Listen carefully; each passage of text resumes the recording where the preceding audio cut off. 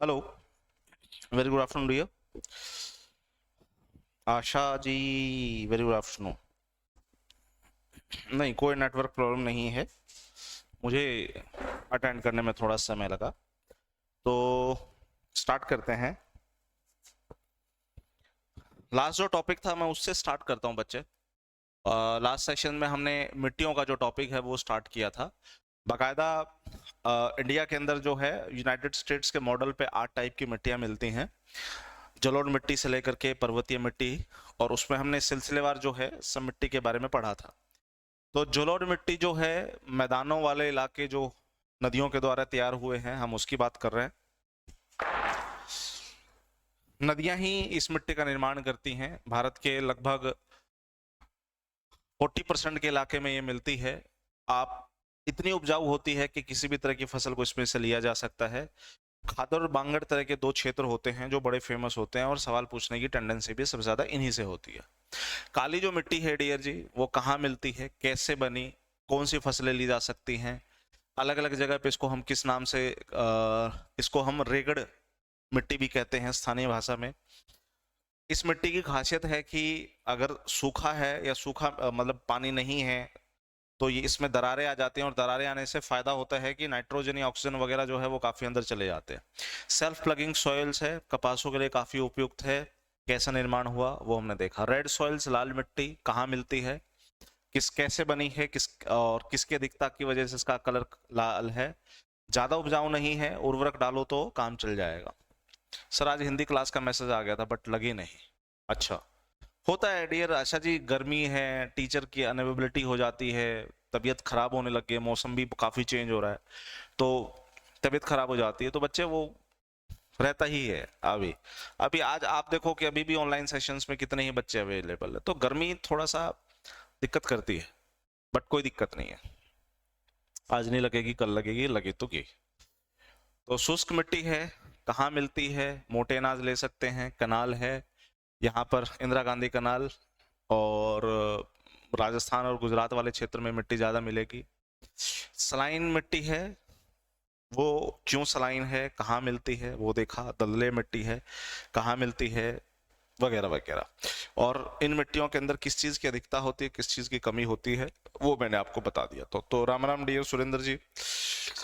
और आखिरी में हमने कृषि के प्रकार देखा था। एक देखा जीवन निर्वाह, उसमें भी सघन है, एक विरल है, इंटेंसिव, एक्सटेंसिव।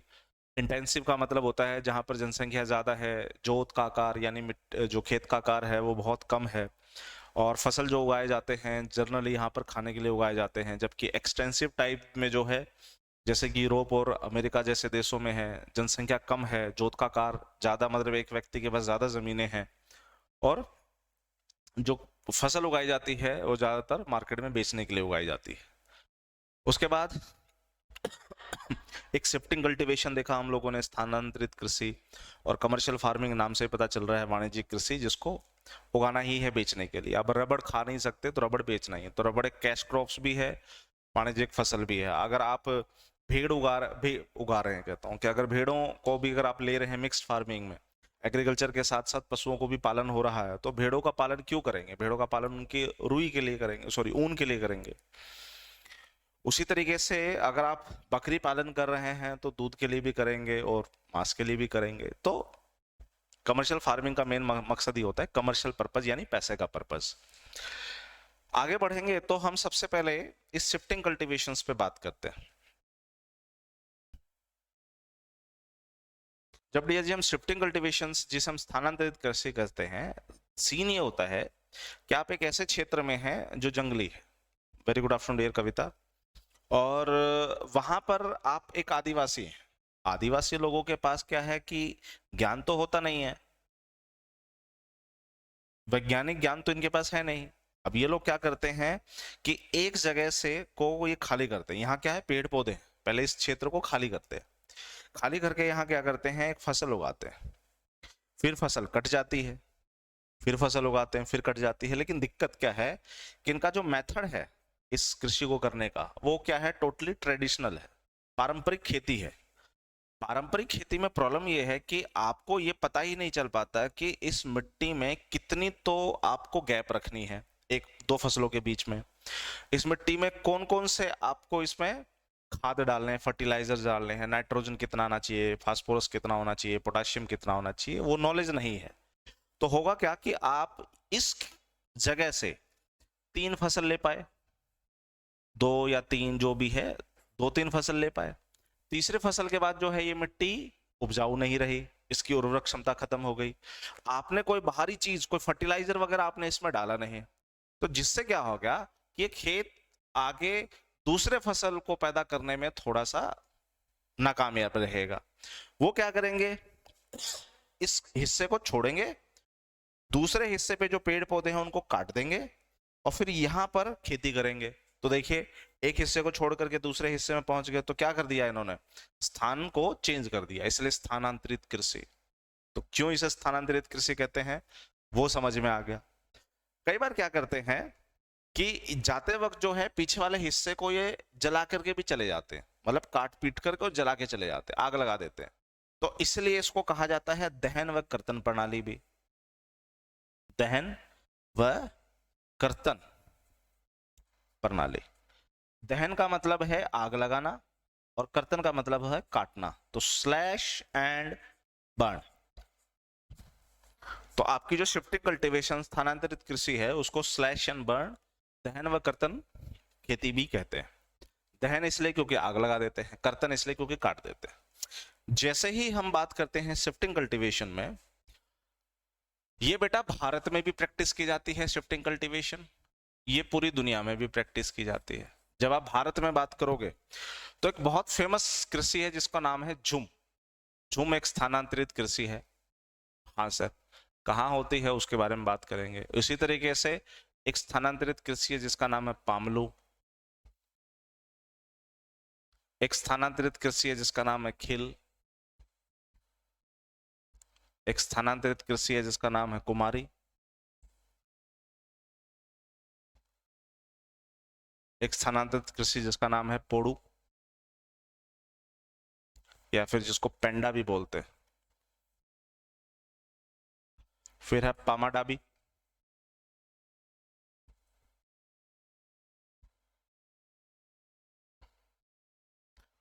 कुरुआ।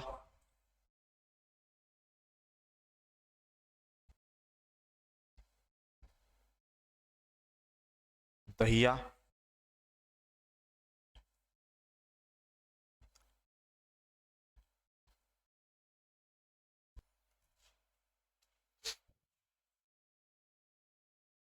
पा।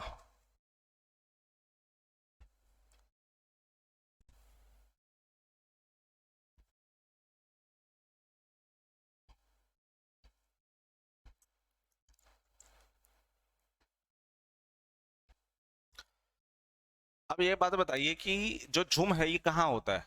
आप कहेंगे सर जो भारत का जो उत्तरी पूर्वी राज्य है, north eastern states, north eastern states of India, यहाँ पर जो खेती होती है स्थानांतरित, उसे हम झुम कहते हैं। देखा, सबसे इंपॉर्टेंट तो यही है। झुम क्या है, झुम एक स्थानांतरित कृषि है सर। भारत में किस तरह की स्थानांतरित कृषि होती है, 4 ऑप्शन देगा, उसमें से एक झूम होगा, ये देखना है अपने को। अगर भारत में अलग अलग हिस्से की बात करें तो झूम तो हो ही गया नॉर्थ ईस्टर्न स्टेट में। नॉर्थ ईस्टर्न स्टेट में एक स्टेट है जिसका नाम है मणिपुर। आजकल मणिपुर काफी न्यूज में है। मणिपुर में जो स्थानांतरित कृषि की जाती है उसको हम लोग पामलू के नाम से जानते हैं। हिमालयन क्षेत्र में यानी पर्वतीय क्षेत्र में जो स्थानांतरित कृषि की जाती है उसको हम खिल कहते हैं। अगर पश्चिमी घाट में आप स्थानांतरित कृषि कर रहे हैं तो वो कुमारी के नाम से जाना जाता है। आंध्र प्रदेश में अगर आप हैं तो पोडू या फिर पेंडा के नाम से जाना जाता है। उड़ीसा में अगर आप हैं पामाडेबी। झारखंड में है तो कुरुआ। राजस्थान में है तो दहिया या वॉल्टर है।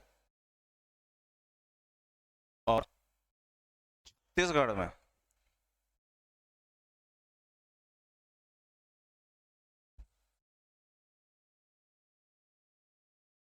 छत्तीसगढ़ में और अंडमान निकोबार में है तो दीपा।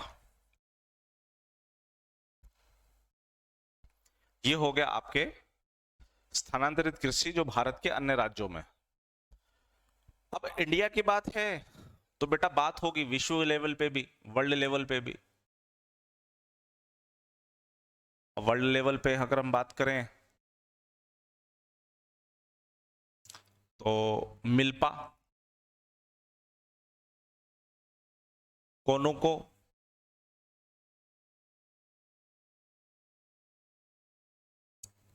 मिल्पा,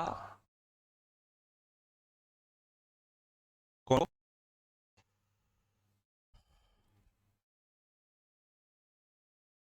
रोका, मसोले,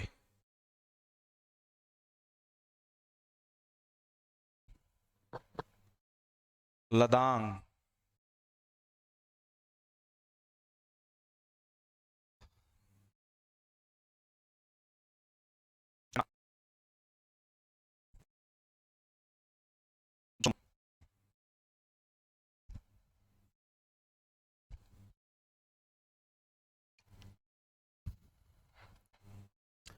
मिल्पा जो है जो मध्य अमेरिका है,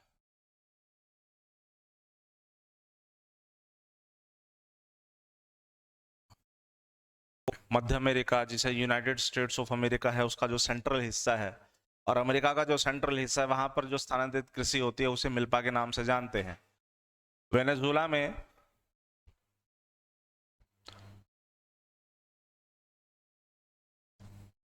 कोनुको के नाम से जाना जाता है। एक मिनट देना मुझे।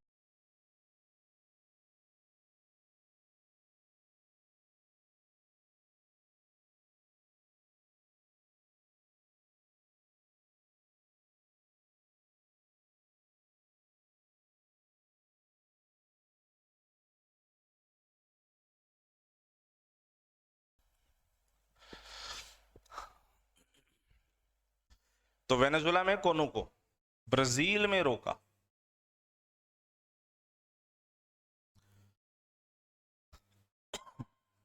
मध्य अफ्रीका में, अफ्रीका का जो सेंट्रल पार्ट है वहां पर जो स्थानांतरित कृषि होती है वो मसोले, मलेशिया जैसे देशों में जाओगे तो लदांग, श्रीलंका जैसे देशों में जाओगे तो छेना, भारत में आओगे तो अलग अलग राज्यों में तो है ही, लेकिन ओवरऑल ज्यादातर राज्यों में जो होता है उसे हम झूम कहते हैं। बेटा ये हो गई स्थानांतरित कृषि। किसी न किसी एग्जाम में ये स्थानांतरित कृषि आपको तंग करती है, इतना ध्यान रख लेना, या ये कह लो इसको इतना रट्टा मार लेना कि इनसे अगर कभी भी फ्यूचर में एग्जामिनर सवाल पूछे तो आप एबल हो आंसर देने के लिए।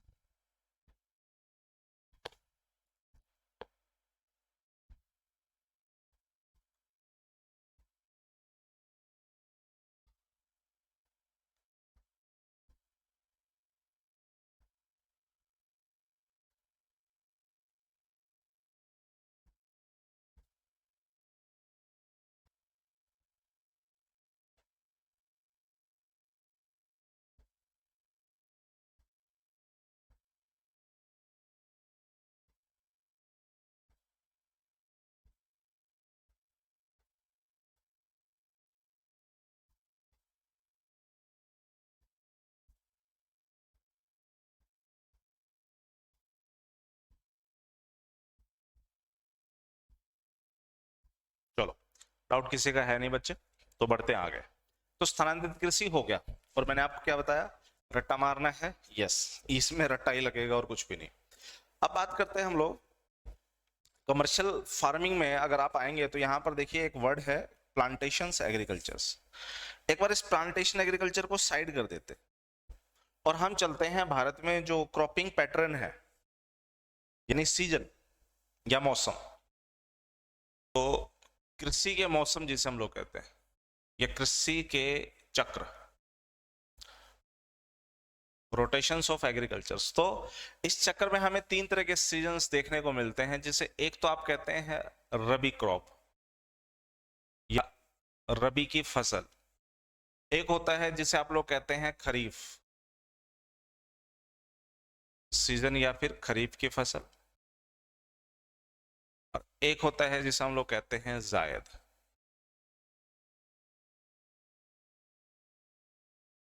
या फिर जायद की फसल। तो ये तीन तरह की फसल हो गई आपकी, रबी, खरीफ और जायद की। देखो इससे क्वेश्चन एक पूछने की संभावना रहती है। एक, सबसे पहले रबी की फसल का बोया जाना,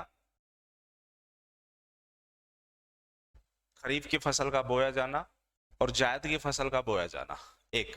फिर उस फसल का काटा जाना।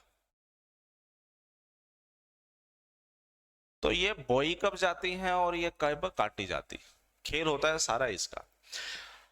हरियाणा में हम लोग हैं तो हमें ज्यादा दिक्कत ये इस चीज में होती नहीं है, क्योंकि हरियाणा के बारे में हम सब जानते हैं कि एक कृषि प्रधान राज्य है, और इस कृषि प्रधान राज्य में कृषि से रिलेटेड चीजें ही होती हैं। तो इसलिए आप सब जो अपने अपने व्यवसायिक कामों में, जैसे कि गांव में वगैरह होते ही हैं,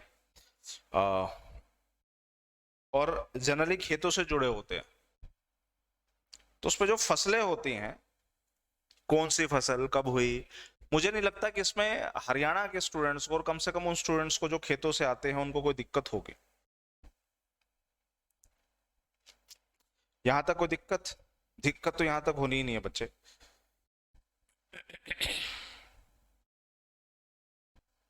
अब सवाल ये है कि ये जो रबी की फसल और खरीफ की फसल, ये बोए कब जाते हैं और काटे कब जाते हैं, पहले तो आप ये बताओ।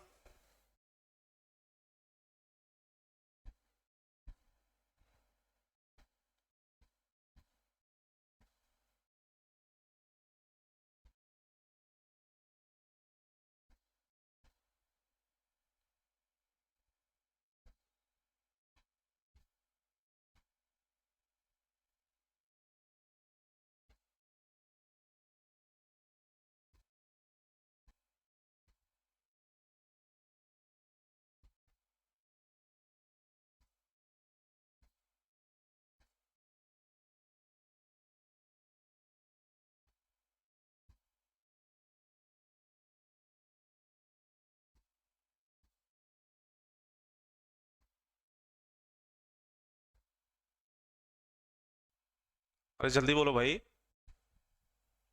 इतना टाइम थोड़ी है।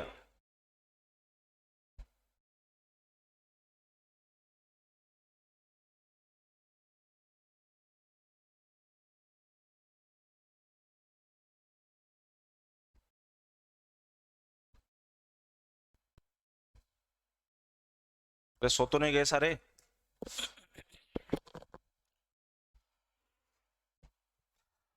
सबसे पहले सर, जब हम बात करते हैं खरीफ की, तो खरीफ को हम लोग मानसूनी फसल भी कहते हैं। तो इसका मतलब है कि सर मानसून के टाइम पे ये फसल बोई जाती हैं, क्योंकि इन फसलों को पानी ज्यादा चाहिए और मानसून में बारिश होती है, इसलिए मानसूनी फसलें खरीफ की फसल। तो मानसून कब आता है इंडिया में? जुलाई और अगस्त के महीने में बेटा मानसून आता है। तो इसका मतलब है कि लगभग आपको सितंबर अक्टूबर के आसपास, जब बारिश अच्छी खासी जुलाई अगस्त में हो चुकी होती है, खरीफ टू जून टू अक्टूबर, हाँ, और अक्टूबर नवंबर में रबी। तो सितंबर अक्टूबर में जब अच्छी खासी बारिश हो चुकी है, पानी आ चुका है, तो खरीफ की फसल बो दो। काटोगे कब इसको? बोया जाना है इसका सितंबर अक्टूबर में, तो काटा जाना कब होगा सर? जनरली ये मार्च से लेकर जून तक का जो महीना होता है, उसमें आप इसे काट लेते हैं।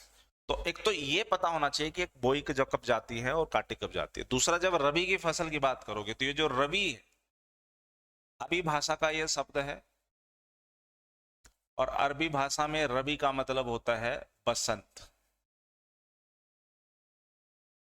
इट्स नॉट बसंत, ये वसंत, वसंत ऋतु।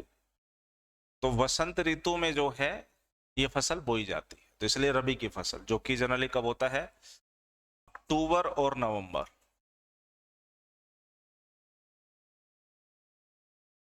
नवंबर में ये बोई जाती है और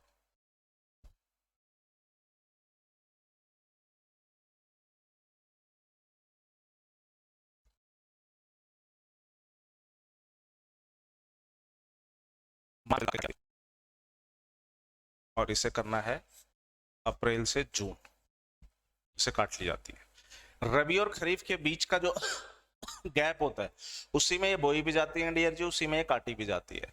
अब जैसे कि मार्च के बाद आ जाओ तो जनरली अप्रैल, मई, जून, जुलाई, ये जो 3-4 महीने हैं इसी में बोई भी जाती है, इसी में काटी भी जाती है, तो वो होगी जायद की फसल। जायद की फसलों में आप लेकर के आएंगे, गर्मियों में सोच के देखो कि कौन कौन से नए जो फल फ्रूट है मार्केट में आ जाते हैं, जो पानी से रिलेटेड होते हैं वो सब।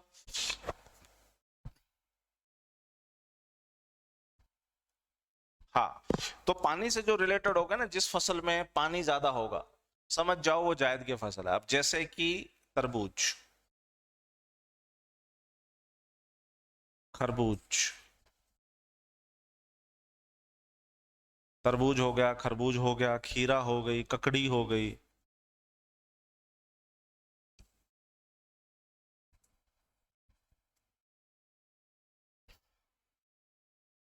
और क्या हो गया?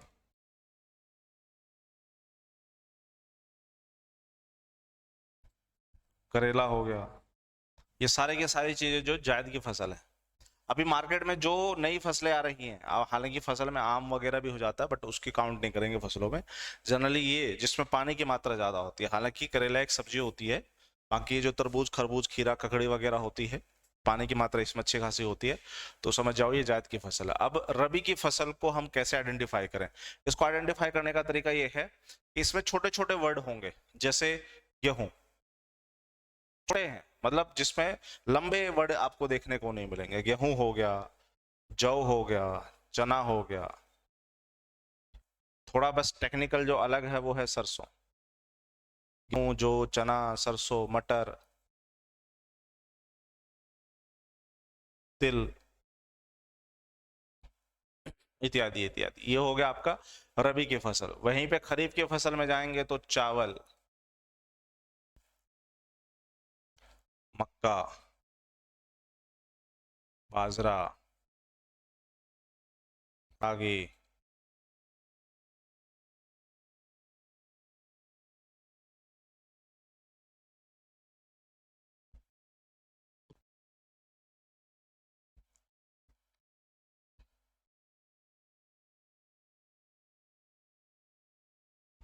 कपास,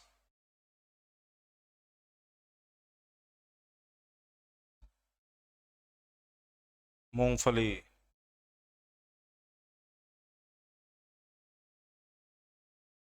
तिल, आदि।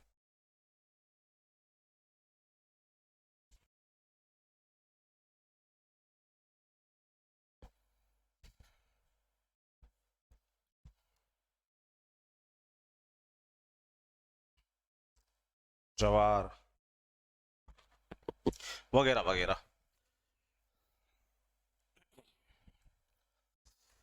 तो ये हो गया बच्चा आपका खरीफ की फसल। जो छोटे वर्ड हैं सरसों को छोड़ करके आप देखेंगे वो रबी की फसल में जो बड़े वर्ड हैं, जिसमें 3-3 वर्ड दिख रहे हैं, वो जनरली आपको दिख रहे हैं खरीफ की फसल में। तो देखो ये तो हो गया एक तुक्का, ये तो हो गया तुक्का। और एक बात बताता चलो मैं, जब आप चावल देखते हैं ना तो समझ लीजिए, चावल उत्तर भारत में खरीफ की फसल है, दक्षिण भारत में बारहमाही फसल है बेटा ये।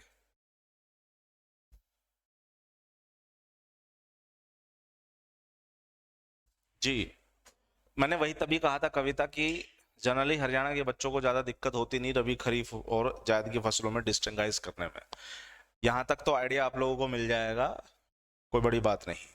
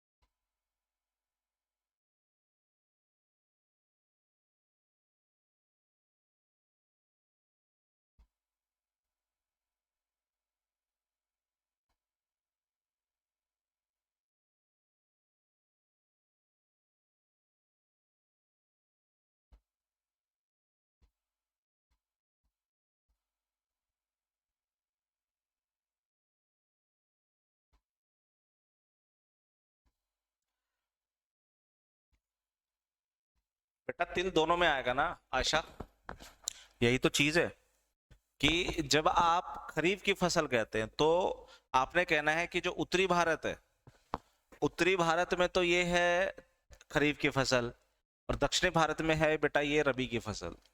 समझ रहे हो? तो तिल को दोनों में ही करना है। दक्षिणी भारत में वो रबी है जबकि उत्तरी भारत में वो खरीफ है। तिल इसलिए मैंने यहां दोनों जगह लिखा है।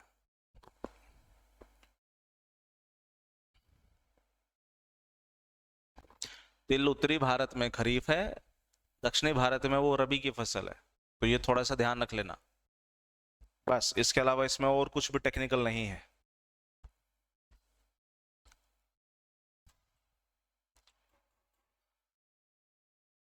ठीक है, सबसे पहले तो आपको समझना है कि जो चावल है ना, भारत में इसकी खेती बहुत होती है। पूरी दुनिया में चावल के अगर मैं प्रकार की बात करूं तो भारत एक ऐसा देश है जिसमें चावल की फसल आपको, यानी चावल के टाइप्स आपको बहुत दिखेंगे। जब मैं उत्तरी भारत में आऊंगा, वहां पे जब मैं खरीफ की फसल की बात करूंगा, तो असम के रीजन्स के अंदर, असम वाली बेल्ट में हो गया, सुंदरवन डेल्टा की बेल्ट में हो गया, पानी की अवेलेबिलिटी ज्यादा है वहां पे, तो डेफिनेटली चावल वहां पर ज्यादा होते हैं सुंदरवन डेल्टा के क्षेत्र वाले रीजन्स में। तो चावल की तीन फसलें जो हैं या तीन किस्म यहाँ पर बोई जाती हैं जो काफी फेमस है, जिसे हम अमन कहते हैं, ओस कहते हैं और बोरो कहते हैं। आप लोग 10th स्टैंडर्ड की एनसीईआरटी को रेफरेंस ले सकते हैं। 10th स्टैंडर्ड की एनसीईआरटी का जो एग्रीकल्चर वाला टॉपिक है, आप उसका रेफरेंस ले सकते हैं। अमन ओस बोरो जो है वो चावल की किस्म है जो कि असम वाले बेल्ट में, यानी जो नॉर्थ ईस्ट वाले बेल्ट है, उस बेल्ट में चावल की फसलें होती है, जिसमें बाजरा, रागी और ये जो ज्वार है, ये बेटा मोटे अनाज।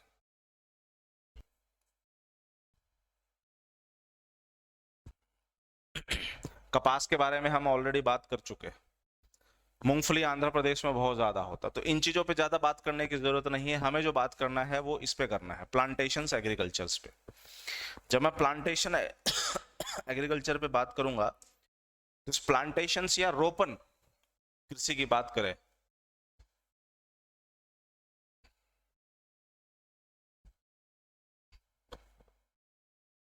प्लांटेशन,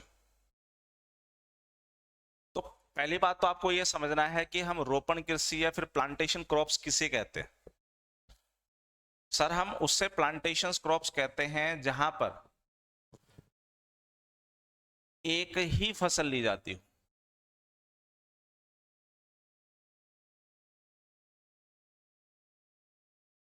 जहां एक ही फसल ली जाए, इसका मतलब है कि जहां आपकी नजर जाएगी उन खेतों में आपको फसल एक ही दिखेगी, जैसे चाय, जैसे कॉफी, जैसे गन्ना। तो चाय, कॉफी, गन्ना जो है ना बेटा, ये रोपण कृषि में आती है। जहां पर भी आपकी नजर जाएगी आपको यही फसलें दिखेंगी और कोई फसल नहीं दिखेंगे। तो एक ही फसल ली जाए वो प्लांटेशन क्रॉप्स है।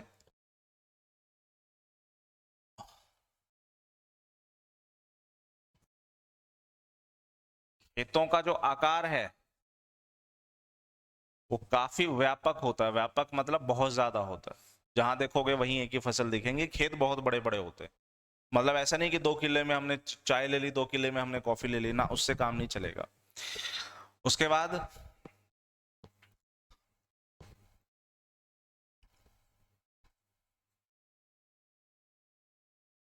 तभी जरूरत यहां ज्यादा होती है, टेक्नोलॉजिकल रिक्वायरमेंट यहां ज्यादा है।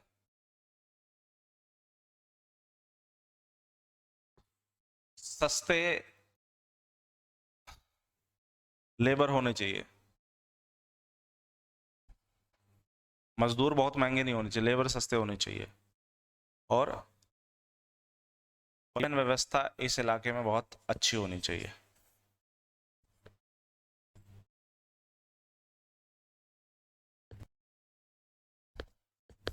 और सबसे बड़ी बात, एक फसल लेने में पैसा ज्यादा लगता है।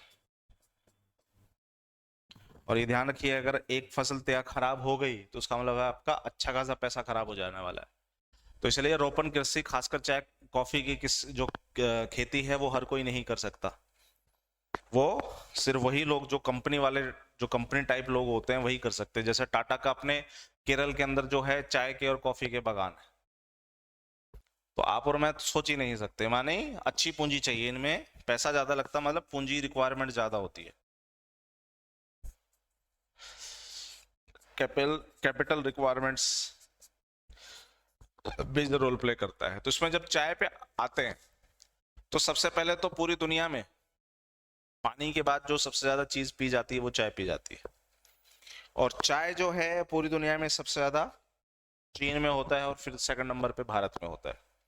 और चाय के भी बेटा प्रकार हैं, जिसमें एक चाय है जिसे आप लोग कहते हैं ब्लैक, काली चाय, ब्लैक टी। फिर एक चाय होती है जिसे हम कहते हैं ग्रीन टी। फिर एक चाय होती है जिसे हम कहते हैं उलोंग टी। और फिर एक चाय होती है जिसे कहते हैं माते। तो चाय की जो टोटल किस्म है बेटा वो पूरी दुनिया में 4 किस्म है। एक है ब्लैक, ग्रीन, उलोंग और माते। ब्लैक जो है वो देखो भारत में जो चाय होती है वो ब्लैक ही है। पानी में पत्ती डालो, पानी का आकार कैसा दिखेगा, काला, तो इसलिए काली चाय। ग्रीन टी जो है वियतनाम जैसे देशों में जाओगे तो आपको ग्रीन टी मिलेगी, वियतनाम जैसे देशों में वहां बहुत ज्यादा होती है। जापान जैसे देश में जाओगे तो ग्रीन टी बहुत पीते हैं। ग्रीन टी पीने का फायदा ये होता है कि इनमें एंटीऑक्सीडेंट होते हैं, शरीर में बूस्टिंग कैपेसिटी बनाते हैं, रोग प्रतिरोधक क्षमता को बढ़ाते हैं। जापान का बकायदा एक गांव है, वहां पे तो ग्रीन टी ही लोग पीते हैं, मीठा कुछ पीते ही नहीं, इसलिए वहां के लोग 100 साल से ज्यादा लोग जिंदा रहते हैं। इस पे एक बकायदा एक किताब भी है, इकिगाई करके, वो काफी फेमस बुक है। आप वो पढ़ोगे तो जो living of standard of living है वहां का जापानीज लोगों का, वो आपको पता चलेगा। तो ग्रीन टी के अंदर एंटीऑक्सीडेंट प्रॉपर्टीज बहुत ज्यादा है। ओलोंग टी जो है ये थोड़ा सा खारा आपको मिलेगा, और लेकिन इसमें मेडिसिनल प्रॉपर्टीज बहुत है। मेडिसिनल प्रॉपर्टीज का मतलब है कि ये पियोगे तो सेहत के लिए ज्यादा फायदेमंद करते हैं। तो मलेशिया और इंडोनेशिया जैसे रीजन में जाओगे तो वहां पर आपको ओलोंग टी मिलता है। लेकिन साउथ अमेरिका जैसे देश में जाओगे, मतलब कॉन्टिनेंट में जाओगे, साउथ अमेरिकन कॉन्टिनेंट्स, तो वहां पर माते पी जाती है। तो ब्लैक टी हो गया, जैसे कि इंडिया हो गया, चाइना हो गया, तो यहाँ ब्लैक टी है। उसके बाद वियतनाम जैसे देश में ग्रीन टी हो गया, मलेशिया जैसे देशों में ओलोंग टी हो गया, और मेरे साउथ अमेरिकन खासकर जैसे कि अर्जेंटीना हो गया, इन देशों में, इस देश में माते। ये है चाय की किस्म। फिर आ जाओ कॉफी की। कॉफी जो है ये पूरी दुनिया में ब्राजील में होती है भाई सबसे ज्यादा, भारत में फिर सेकंड नंबर पे होती है। चाय जो है भारत के अंदर असम में सबसे ज्यादा होती है, और असम में जो टी गार्डन है, भाई कुछ आता नहीं आता है, बचपन से हमें ये जरूर आता है कि असम के टी गार्डन काफी फेमस है। लेकिन ये ध्यान रखिएगा, चाय सिर्फ असम में ही नहीं होती, चाय हिमाचल प्रदेश में भी होती है, चाय कर्नाटका में भी होती है और केरल में भी होती है, सिर्फ असम तक ही सीमित नहीं है।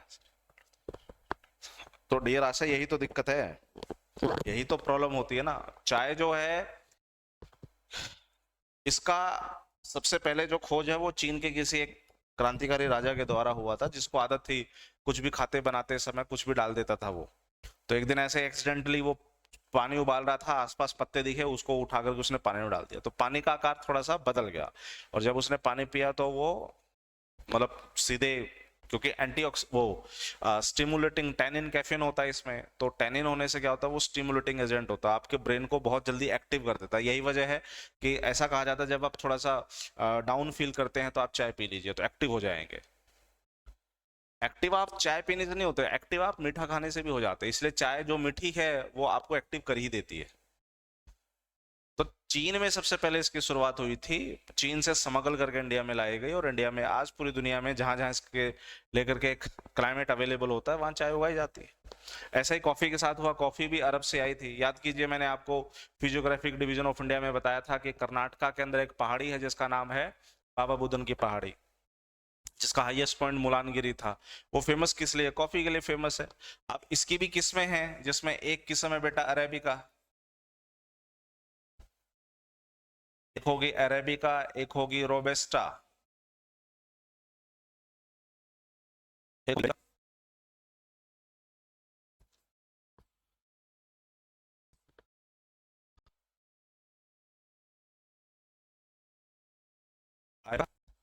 रोबेस्टा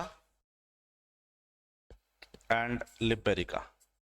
इसमें सबसे फेमस जो किस्म है वो अरेबिका है। नाम से ही पता चला, अरब से। अरब दुनिया में सबसे पहले जो कॉफी आई थी वो अरब कंट्री यमन से आई थी, इसलिए अरेबिका। अरेबिका बहुत ही फाइनेस्ट किस्म की कॉफी होती है। पूरी दुनिया का सिर्फ 2% ही भारत प्रोड्यूस करता है, लेकिन जो करता है वो बहुत अच्छी किस्म की कॉफी प्रोड्यूस करता है। और फिर आते हैं आखिरी में गन्ना पे, जिसे आप लोग शुगर केन कहते हैं।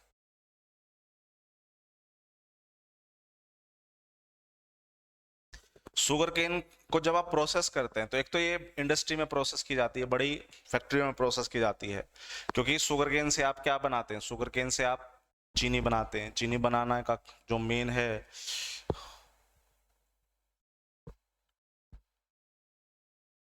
मीठा खा लो तब भी एक्टिवनेस आ जाती है डियर कविता।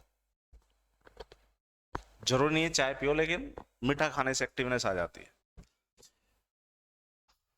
मतलब चीन वालों ने सिर्फ चाय पत्ती ढूंढी थी, भारत वालों ने दूध भी मिला दिया उसमें, चीनी भी डाल दी, अदरक भी डाल दी, उसमें इलायची भी डाल दी। तो भारत वालों ने क्या कर दिया? मिक्स कर दिया सब कुछ। इंडिया वाले है ना, सब कुछ मिक्स कर दिया। तो गन्ने के साथ क्या होता है आप समझिए। गन्ने को जब फैक्ट्री में प्रोसेस किया जाता है ना, तो बेटा यहां से इसके कुछ बाय प्रोडक्ट्स निकलते हैं। एक होता है मोलेसिस,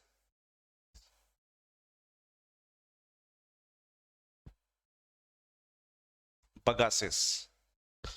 मोलेसिस, बगासिस, ये क्या है? ये गन्ना के बाय प्रोडक्ट्स हैं। हिंदी में तो क्या ही कहते हैं पता नहीं, इंग्लिश में मोलेसिस एंड बेगासिस। ये बाय प्रोडक्ट्स है, मतलब गन्ने को जो प्रोसेस किया जाएगा तो इसको हम बाय प्रोडक्ट कहते हैं। और इन बाय प्रोडक्ट से क्या मिलती है, बनती हैं चीजें। मोलेसिस जो होता है वो थोड़ा डार्क सिरप होता है, और डार्क सिरप होने से क्या होता है कि जो खांसी वगैरह की जो दवाइयाँ बनती हैं उसमें ये मोलेसिस काम आता है। बेगासिस क्या होता है? पशुओं के जो खाना वगैरह के लिए जो है, जैसे खड़ वगैरह होता है ना, खल बिनोड़ा, वैसे ही पशुओं के खाने के लिए बैगेसिस वगैरह होता है। और बकायदा ये जो कागज वगैरह तैयार होते हैं उन तैयार करने में, फाइबर फाइबर वगैरह तैयार कराने में भी इनका रोल होता है। तो molasses and bagasse is the by products of sugar cane. और शुगर केन पूरी दुनिया में सबसे ज्यादा वही, फिर से वही, ब्राजील में होता है। कॉफी और गन्ना में ब्राजील सबसे आगे है। तो चाय, कॉफी और गन्ना है, इसमें हम लोगों ने देख लिया। अब इसके साथ ही जब हम आगे बढ़ेंगे, इसके बाद एक फसल आती है जिसे आप लोग रेशेदार फसल कहते हैं। और इस रेशेदार फसल में जिसे हम लोग कहते हैं फाइबर क्रॉप्स। तो कौन कौन से क्रॉप्स आएंगे सर फाइबर क्रॉप्स में? सर सबसे पहले क्रॉप्स लेकर के आएंगे हम लोग जूट को, कपास को, उसके बाद रेशम को। तो जूट हो गया, कपास हो गया, रेशम हो गया, और कौन सा होता है फाइबर क्रॉप्स? BER है फाइबर क्रॉप्स। तो जूट हो गया, कपास हो गया, रेशम हो गया, और क्या होता है?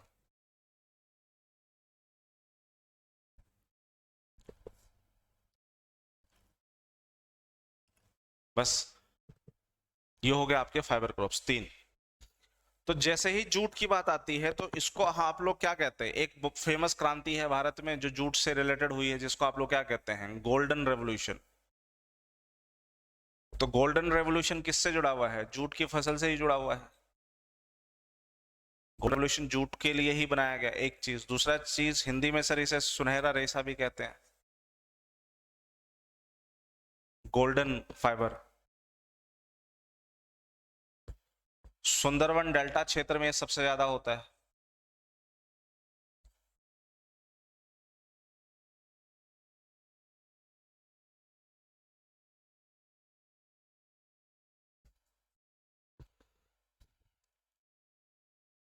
जो मार्केट में प्लास्टिक यूज हो रही है, प्लास्टिक के अल्टरनेट में इसका यूज किया जा रहा है। भाई प्लास्टिक तो नुकसान करती है, इसलिए जूट के जो हैं, नहीं ऊन पे नहीं आएंगे आशा जी, उधर नहीं जाना है। प्लास्टिक के अल्टरनेट के रूप में जूट का इस्तेमाल हो रहा है। भारत में पश्चिम बंगाल जो है वो सबसे ज्यादा जूट निकालता है, और दूसरा, भारत दुनिया में दूसरा सबसे बड़ा प्रोड्यूसर है। तो फर्स्ट कौन सा आता है? बांग्लादेश। दुनिया में सबसे पहले नंबर पे जो आता है जूट के उत्पादन में, वो बांग्लादेश आता है, फर्स्ट प्रोड्यूसर्स। अब थोड़ा ध्यान रख लीजिएगा, प्रोड्यूसर का मतलब होता है उत्पादक, यानी पैदा होना। पैदा तो सबसे ज्यादा बांग्लादेश में होती है, लेकिन एक्सपोर्ट करना,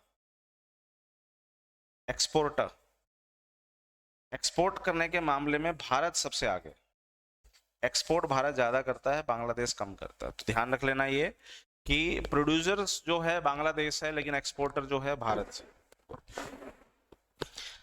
दुनिया में सबसे ज्यादा जो जूट एक्सपोर्ट हो रहा है वो भारत बांग्लादेश के मुकाबले ज्यादा करता है। ठीक है साहब, तो ये हो गया जूट।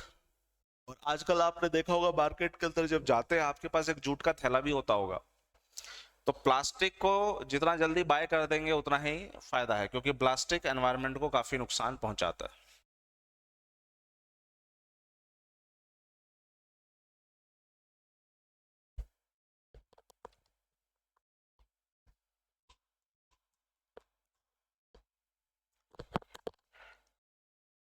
फिर आते हैं हम कपास पे, कॉटन।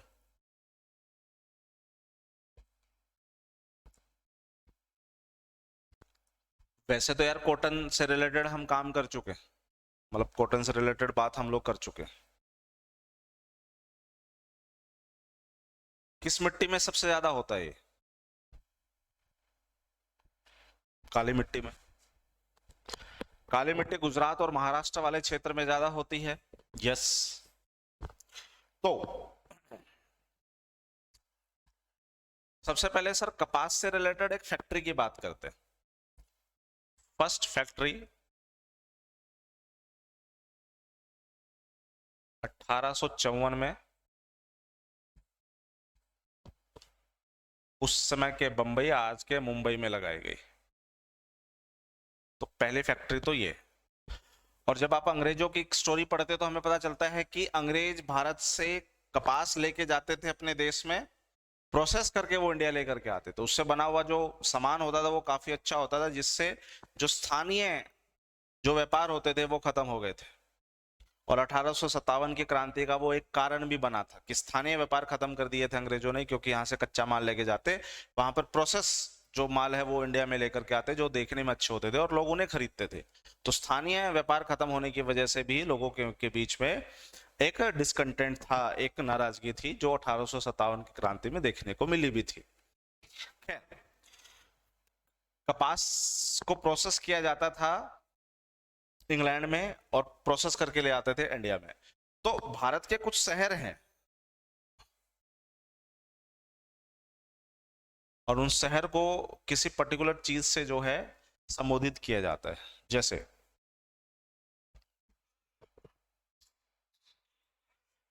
Manchester of India. सवाल ये आ गया कि मैनचेस्टर ऑफ इंडिया किसे कहते हैं?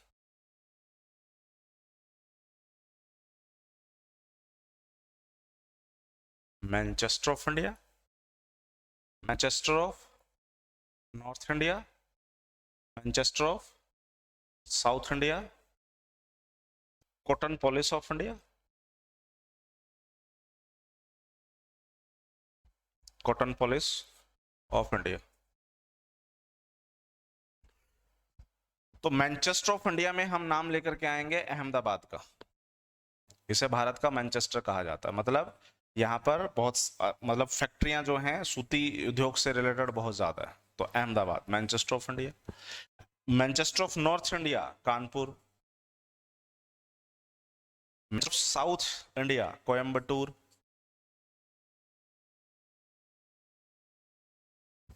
और cottonopolis of India Mumbai.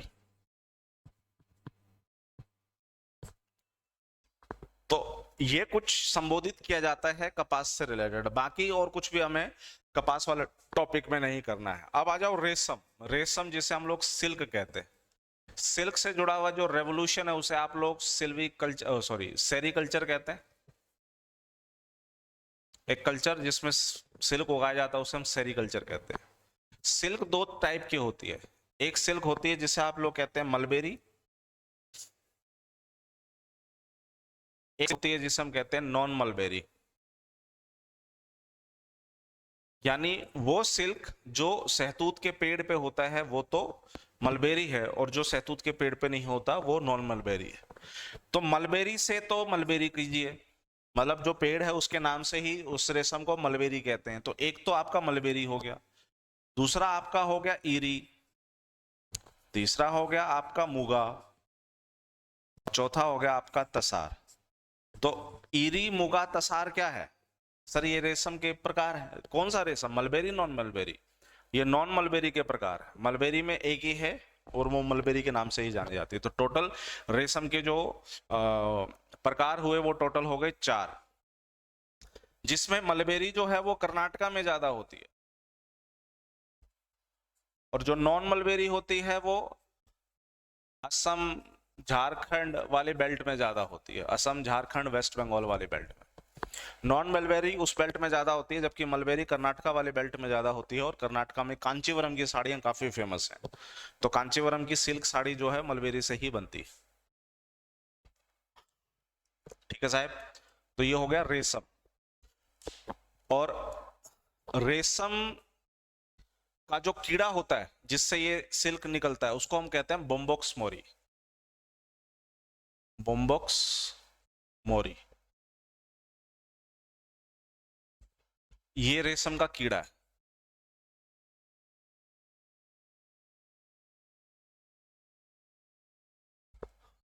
जिससे ये निकलता है, बोम्बॉक्स मोरी।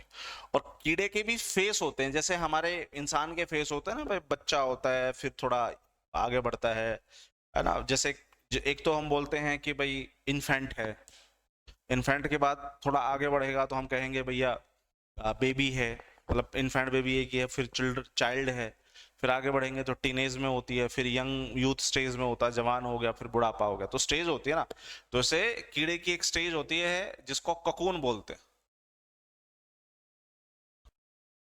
ककून, कोकोन स्टेज से रेशम को प्रोसेस किया जाता है। इसे गर्म पानी में डाला जाता है, गर्म पानी में ये रेशम छोड़ते हैं कीड़े, रेशम को कलेक्ट किया जाता है, मशीनों में प्रोसेस किया जाता है और इस तरीके से रेशम निकलता है। तो ये हो गया आपका रेशेदार फसल। यहां तक बच्चे को डाउट?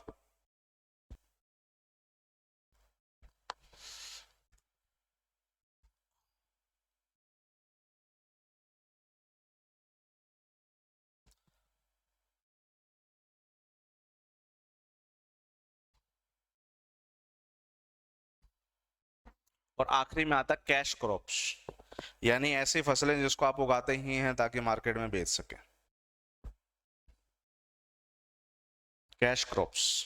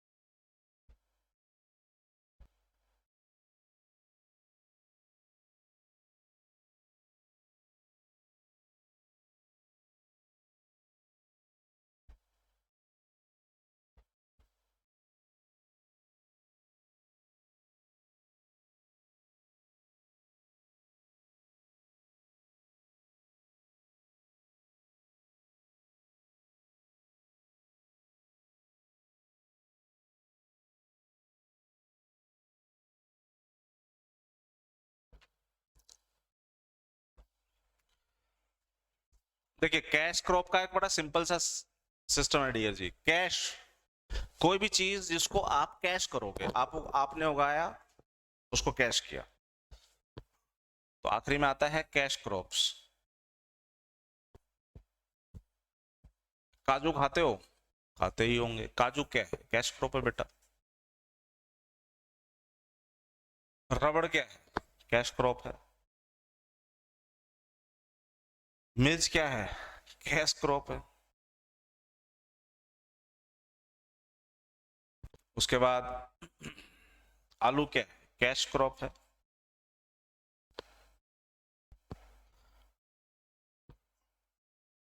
इस तरीके से हर वो फसल जिसको मार्केट में आप कैश करने के लिए ही बेचते हैं, कैश लेने के लिए बेचते हैं, that is the cash crop, that's it.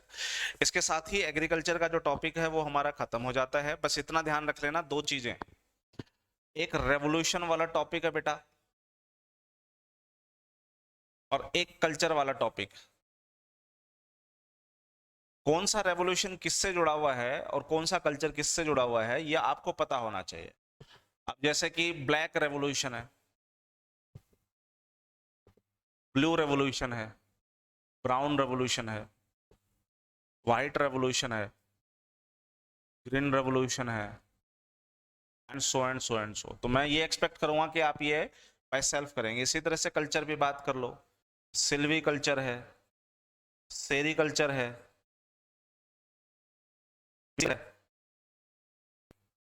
Viticulture है, एपीकल्चर है, वर्मी कल्चर है, and so and so and so. तो ये कल्चर और ये रेवोल्यूशन, ये अपने लेवल पे डील कीजिए। इसमें कुछ समझाने जैसा है नहीं कि कौन सी फसल किससे जुड़ी हुई, बस उतनी ही अंडरस्टैंडिंग है। इसके साथ ही ये टॉपिक हमारा बेटा खत्म हो जाता है। नेक्स्ट टॉपिक में आएंगे तो हम लोग बात करेंगे वेजिटेशंस ऑफ इंडिया पे, भारत की वनस्पति पे, जैसे सदाहरित वन हो गए, पर्णपाती वन हो गए, वगैरह वगैरह। तो वेजिटेशन ऑफ इंडिया, भारत की वनस्पतियां।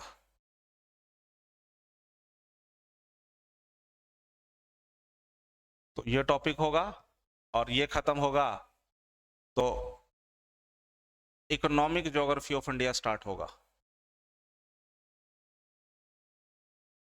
और इस इकोनॉमिक ज्योग्राफी ऑफ इंडिया में हमें देखना है कि भारत में कोयला कहाँ मिलता है, भारत में सोना कहाँ मिलता है, भारत में एल्युमिनियम कहाँ मिलता है, भारत के अंदर सिल्वर कहाँ मिलता, वगैरह वगैरह। यानी इकोनॉमिक से जुड़ी हुई चीजें होगी। तो इकोनॉमिक ज्योग्राफी वो हम स्टार्ट करेंगे वेजिटेशन ऑफ इंडिया के बाद। तो यहाँ तक कोई दिक्कत है तो बताइए बच्चे। आज की कहानी को हम यहीं खत्म करते हैं। नेक्स्ट सेशंस में हम लोग वेजिटेशन ऑफ इंडिया से बात करेंगे।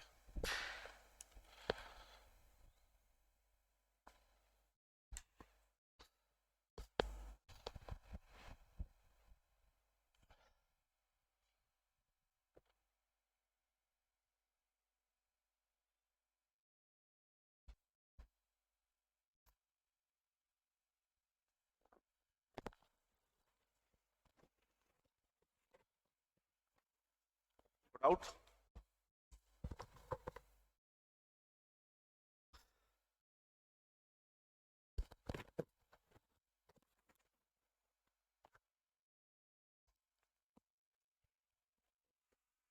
डाउट? चलो मिलते